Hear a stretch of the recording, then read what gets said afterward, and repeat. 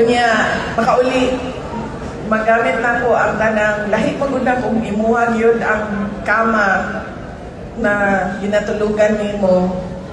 Dito magod sa Manila, nag-aarkila lang may balay.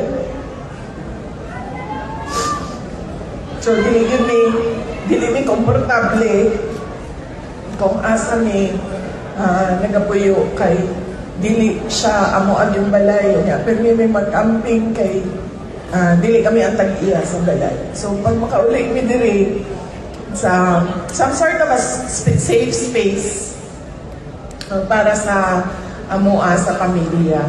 And na-nostalgic ko kay nakita na ako ang mga kauban sa City Hall kaniadto, and nakaingon ko sa akong kaugalingon nga nakaganyanina, nakahunahon ako sa ako ang kaugalingon o sa kahaog ni dagan na lang ko og mayor, wala na lang ko ni dagan og vice president. Vice President gani, pagdagan lagi ko ng presidente, okay na na.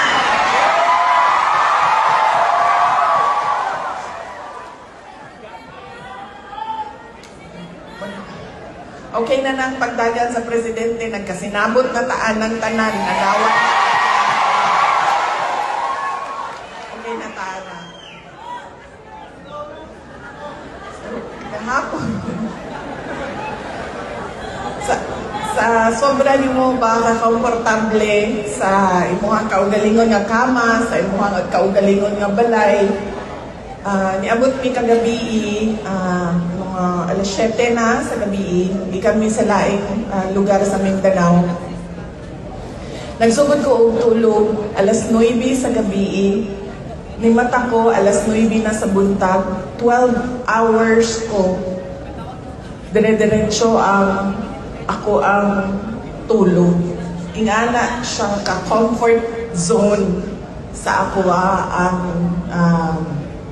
muuli o Davao. Dili na ako mabuhat bisan asa.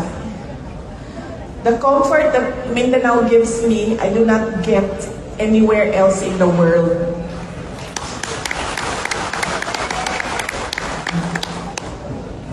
Kagahapon, naami sa hapit na yung Cagayan de Oro, pero kadyutra kaayo, wala namin nigawas sa Lagingdingan Airport. Nidiretso mi sa Iligan, kaya gibisita na mo ang mga hatag ng moral support sa mga kaigsuunan nato na naagian sa Bagyo. Naghatag po mi og relief goods. Nakaistorya po na ako ang mga tao. Pagkahuman ni diretsyo mi sa Lanusa, sa Surigao del Sur. Onya, ni diretsyo mi sa Cortez, sa Surigao del Sur gihapon. Onya, diretsyo mi sa Tandag, Surigao del Sur.